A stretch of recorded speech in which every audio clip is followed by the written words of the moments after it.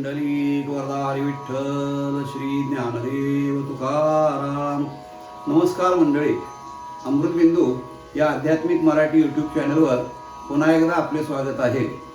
आजच्या चिंतनाचा श्लोक असा आहे: जगी द्वादशी आदित्या ये रुद्र 11, असंख्यात संख्या करी कोण शक्रा. जगी देवधुंडाळिता आढळेना, जनी मुख्य तो कोण कैसा कळेना. श्रीराम. मंडळी, याही श्लोकामधून समर्थांनी कालच्याच श्लोकाचा विषय पुढे नेलेला आहे. काल आपण पाहिलं की सर्वांचं ललाट म्हणजे सर्वांचं भवितव्य लिहिणारे ब्रह्मदेव, त्याही ब्रह्मदेवाचं भवितव्य लिहिणारा आणखीन कोणतरी आहे हे मनुष्यानं समजून घ्यावं. प्रलयांती सर्व विश्वाचा संहार करणारे भगवान श्री शिवशंकर, त्याही शंकरांना अंतकाळामध्ये कोणाच्या तरी स्वरूपामध्ये लीन व्हावं लागतं, लय पावतो त्यांचाही. असा कोण आहे, त्या भगवंताचा विचार मनुष्याने करावा असं कालच्या श्लोकामध्ये सांगितलं. आजही पुढे समर्थ तेच सांगतात की याही व्यतिरिक्त जगामध्ये खूप देव आहेत की ज्यांना आपण देव म्हणतो. भगवान सूर्यनारायण हे 5 मुख्य दैवतापैकी मुख्य देव आहेत. आपल्याकडे वैदिक शास्त्राने 5 मुख्य देव सांगितलेले आहेत: शंकर, विष्णू, देवी, गणपती आणि सूर्यनारायण. या 5 मुख्य उपासना वैदिक परंपरेनं आपल्या धर्मामध्ये दिलेल्या आहेत आपल्याला.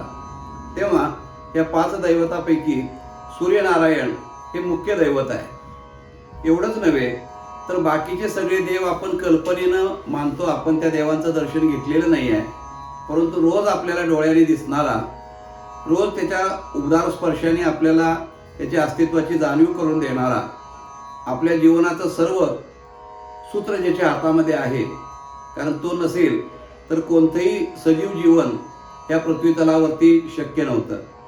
असा असणारा हा मुख्य भगवान सूर्यनारायण. त्या सूर्यनारायणाची 12 नावं सांगितली आहेत किंवा 12 आदित्य असं वर्णन केलेलं आहे. आदित्य या शब्दाचा अर्थ असा: अदितीपासून उत्पन्न झालेला. अदिती आणि कश्यप यांच्यापासून निर्माण झालेला देव त्याला आदित्य म्हणतात.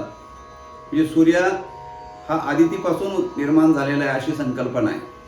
तेव्हा असे 12 आदित्य सांगितलेले आहेत. त्यापैकी आपल्याला एकाच सूर्याचं दर्शन नित्यकाळ होत असतं, पण कल्पांताच्या काळामध्ये 12 सूर्य उगवतात आणि मग त्या 12 सूर्यांचं तापमान किती होत असेल आपण कल्पना जरी केली तरी आपल्या त्या डोक्याच्या कल्पनेच्या बाहेरच आहे. असे 12 आदित्य आहेत. आणि जगामध्ये रुद्र हे 11 सांगितलेले आहेत. 11वा रुद्र आपण मारुती म्हणतो, तसे रुद्र म्हणजे भगवान शंकराचे स्वरूप आहे. ते 11 सांगितलेले आहेत. जगी द्वादश आदित्य हे रुद्र 11 हे मुख्य देव सांगितले. पण समर्थ पुढे म्हणतात इंद्र सुद्धा हा एक आपण देव मानलेला आहे वैदिक संस्कृतीनं.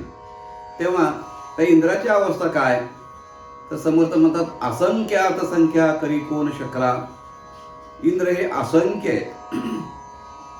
असंख्य म्हणजे किती तर त्याची एक सर्वसाधारण कल्पना भागवतामध्ये आपल्याला सांगितलेली आहे. इंद्र हा एका इंद्राचं आयुष्य हे किती असतं तर ब्रह्मदेवाच्या एका दिवसामध्ये 14 इंद्र जन्माला येतात आणि संपतात. एका दिवसात ब्रह्मदेवाच्या 14 इंद्र त्या ठिकाणी बदलले जातात. मग एका दिवसात जर एवढे तर ब्रह्मदेवाच्या एका महिन्यात किती, ब्रह्मदेवाच्या एका वर्षात किती इंद्र होत असतील आणि ब्रह्मदेवाच्या 100 वर्षाच्या आयुष्यामध्ये किती इंद्र येत असतील आणि जात असतील. म्हणजे एका महाप्रलयामध्ये लाखो इंद्र त्या ठिकाणी निर्माण होतात आणि संपतात. ज्या देवाला आपण इंद्राला देव असं म्हणतो, त्या देवाची उपासना करतो, त्या देवाचं सुद्धा इतकं भवितव्य, इतकं आयुष्य तसं लहान आहे. म्हणून असंख्यात संख्या करी कोण शक्रा. समर्थ म्हणतात ह्या देवांचा जर आपण विचार करायला गेलो तर यातला कोण देव मानायचा, कोणत्या देवाची उपासना करायची. जगी देव धुंडाळिता आढळेना. म्हणून देव देव देव म्हणून आपण या जगामध्ये शोधत फिरलो तर आपल्याला देव खरा कोण आहे तो कळणारच नाही. समर्थ म्हणतात जनी मुख्य तो कोण कैसा कळेना. या सगळ्यांच्यामध्ये, या सगळ्या देवांच्या गर्दीमध्ये मुख्य कोण देव आहे याचा निश्चय कोणी करावा. ह्याचा निर्णय कोणी द्यावा? प्रत्येकजण आपापल्या मतानं आपला देव खरा, आपला देव मुख्य, आपल्याच देवाची उपासना करा असं प्रत्येक शास्त्र, प्रत्येक ग्रंथ आपल्याला सांगतो.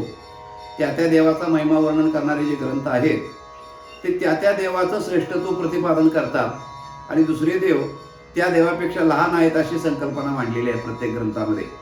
तेव्हा समर्थ म्हणतात, ह्या वादामध्ये जर आपण पडलो तर जगी मुख्य तो कोण कैसा कळेना, कोण या सगळ्यांच्या मुख्य आहे ते माणसाला कळायच्या पलीकडची गोष्ट आहे. म्हणून याचा सगळ्याचा सारांश एकच आहे की मनुष्यानं या सर्वांना उत्पन्न करणारा, या सर्वांची स्थिती आणि लय करणारा जो कोणी परमात्मा, जे कोणी निर्गुण परब्रह्म असेल, जे अव्यक्त निराकार परमात्म स्वरूप असेल, त्या परमात्म स्वरूपाचं चिंतन करावं. मग त्याचं चिंतन करण्याकरता तुम्ही कोणत्याही सगुण देवाचा आपण माध्यम म्हणून वापर करू शकतो. सगुणाचे संगे आलो निर्गुणाकडे असं एक गोडोबा काकांचा काहीतरी अभंग आहे. म्हणजे सगुणाची सोबत घेऊन निर्गुण ब्रह्मापर्यंत आपण जाऊ शकतो. तेव्हा आश्रय म्हणून कोणत्या तरी एका देवाचा घ्यावा आणि मुख्य स्थान आपलं जे आहे ते अव्यक्त परमात्म्यापर्यंत जाणं, हे मनुष्याचं सर्वात मोठं हे भक्तीचं लक्षण समर्थांनी या श्लोकाच्या माध्यमातून आपल्याला सांगितले आहे. तेव्हा अशा स्वरूपाचं या श्लोकाचं असणारं चिंतन मंडळी आपल्याला कसं वाटतं ते जरूर कळवा आणि चॅनलला अवश्य सबस्क्राईब करा, इतरांच्यापर्यंत शेअर करा. भेटूया मंडळी पुढच्या भागामध्ये. तोपर्यंत नमस्कार. रामकृष्ण.